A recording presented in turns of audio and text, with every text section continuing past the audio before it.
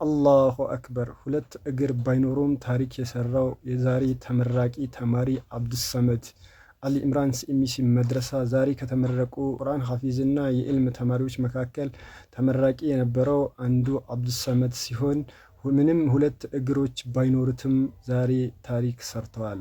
በዛሬ በምርቃት ዕለትም የኒካህ ፕሮግራሙን አድርጓል። ማሻአላህ ማሻአላህ። በጣም የሚያስደስትና በጣም ደስ የሚል ለሱ ሁለት ሰርግ ነው። ማሻአላህ ማሻአላህ ኒካህ አድርገዋል።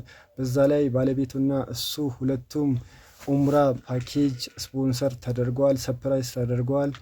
8 ዓመት መድረሳ ቆይቶ በዛሬ ዕለት ሲኤምሲ መድረሳ ተመርቋል። ማሻአላህ እያላችሁ ሁላችሁም ለዚህ ጀግና ቁርአን ሐፊዝና እንዲሁም ኢልም በመማር በመድረሳ 8 ዓመታቶችን በመቆየት ዛሬ ከተመረቁ ተማሪዎች መካከል አንዱን ሼር ኮፒ ሊንክ እያደረጋችሁ ማሻአላህ በሉት።